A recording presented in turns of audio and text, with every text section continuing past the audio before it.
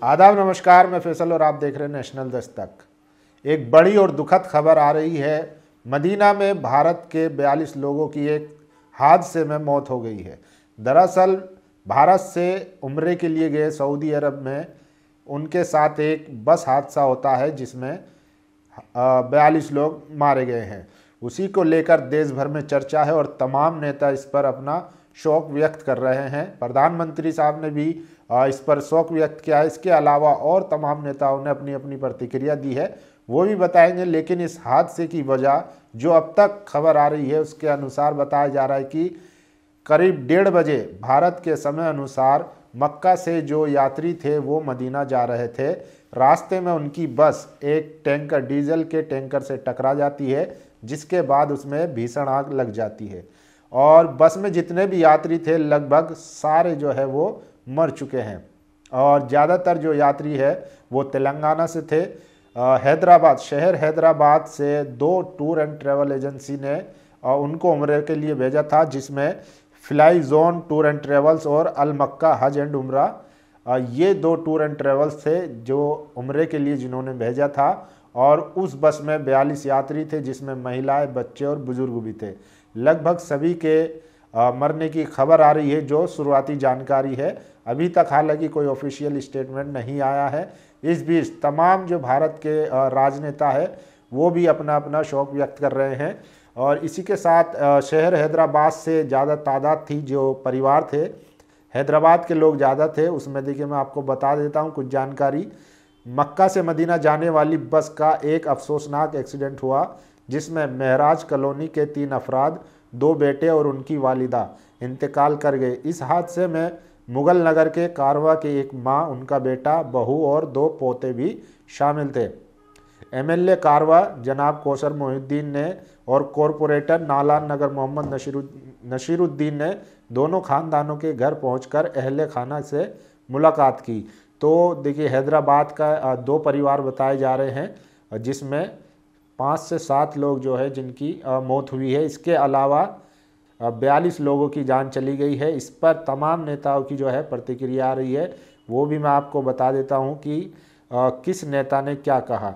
देखिए सबसे पहले आज़ाद समाज पार्टी के मुखिया और नगीना से सांसद चंद्रशेखर आज़ाद लिखते हैं, सऊदी अरब में मक्का से मदीना जा रहे उम्रा तीर्थ यात्रियों की बस में आग लगने की खबर से मन अत्यंत व्यथित है।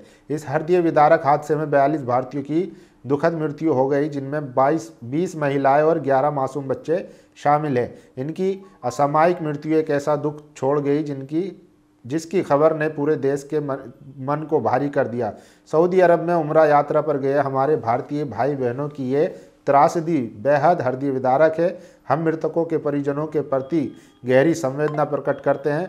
प्रकृति उन्हें इस असीम दुख को सहने की शक्ति प्रदान करे। इस मुश्किल समय में पूरा देश उनके साथ खड़ा है। हम government of India, government of Saudi Arabia से आग्रह करते हैं कि मृतकों के पार्थिव शरीरों को शीघ्र ही भारत लाने की प्रतिक्रिया तेज की जाए। पीड़ित परिवारों को आर्थिक और मानवीय सहायता प्रदान की जाए। तो ये चंद्रशेखर आज़ाद हैं जिन्होंने सहायता की अपील की है। और इसी तरह देखिए अरविंद केजरीवाल ने भी दुख व्यक्त किया है। सऊदी अरब में हुआ ये दर्दनाक हादसा दिल दहलाने वाला है। इस हादसे में जिन 42 भारतीयों ने अपनी जान गंवाई है उनके परिवारों के प्रति मेरी गहरी संवेदनाएं हैं। भारत सरकार को तुरंत सऊदी सरकार से बातचीत कर सभी मृतकों और घायलों की पूरी जानकारी और हर संभव मदद उनके परिवारों तक पहुंचानी चाहिए। ऐसे समय में सरकार का हर कदम तेज, संवेदनशील और जिम्मेदारी भरा होना चाहिए। देखिए सऊदी अरब में बड़ा सड़क हादसा हुआ है। उम्रे के लिए गए 42 भारतीयों की मौत। ये सभी भारतीय उम्रा अदा करने के लिए सऊदी अरब गए थे। सोमवार की सुबह बस में सवार होकर यात्री मक्का से मदीना जा रहे थे, तभी बस एक डीजल टैंकर से टकरा गई और धमाका हो गया। तो जिसमें 20 महिलाएं, 11 बच्चे भी थे, सब के सब जो है उसमें जल गए हैं। और देखिए इमरान प्रतापगढ़ी ने कहा है, मक्का से मदीना जा रही बस के हादसे में 42 भारतीयों के मारे जाने की खबर अफसोसनाक है। हम सब पीड़ित परिवारों के साथ हैं। सरकार जल्द से जल्द राहत पहुंचाने की कोशिश करे। तो देखिए और किरण रिजिजू जो माइनॉरिटी मिनिस्टर हैं, उन्होंने हेल्पलाइन नंबर जारी किया है, वो आप स्क्रीन पर देख सकते हैं। अगर किसी को भी ज़रूरत हो किसी भी तरह की मदद की तो इन नंबरों पर संपर्क कर सकते हैं। ये सऊदी में भारत के जो कंसल्टेंट है या जो डिप्लोमेट्स है वो आपको मदद मुहैया कराएंगे। तो ये एक बहुत बड़ा हादसा हुआ है और असदुद्दीन ओवैसी ने भी कहा है कि हम लगातार वहाँ पर जो भारत के कंसल्टेंट है, जो जिम्मेदार हैं सऊदी अरब में और जेद्दा में, हम उनसे लगातार राब्ते में हैं और हर संभव मदद की कोशिश कर रहे हैं और जल्द से जल्द जो पार्थिव शरीर है उनको भारत लाने की भी कोशिश कर रहे हैं, जो भी प्रक्रिया होगी। और देखिए किस तरीके से उनके परिवार वाले जो है रो रहे हैं, बिलख रहे हैं। एक बड़ा हादसा हुआ है जिसमें 42 लोग अपनी जान गंवा चुके हैं।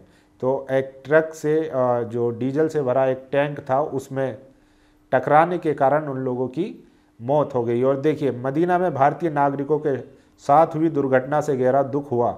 मेरी संवेदनाएं उन परिवारों के साथ है जिन्होंने अपने प्रियजनों को खो दिया। मैं सभी घायलों के शीघ्र स्वस्थ होने की कामना करता हूं। रियाद में हमारा दूतावास और जेद्दा में वाणिज्य दूतावास हर संभव सहायता प्रदान कर रहा है। हमारे अधिकारी भी सऊदी अरब के अधिकारियों के साथ निरंतर संपर्क में है, ये प्रधानमंत्री मोदी जी ने कहा है। तो एक बड़ा हादसा हुआ है।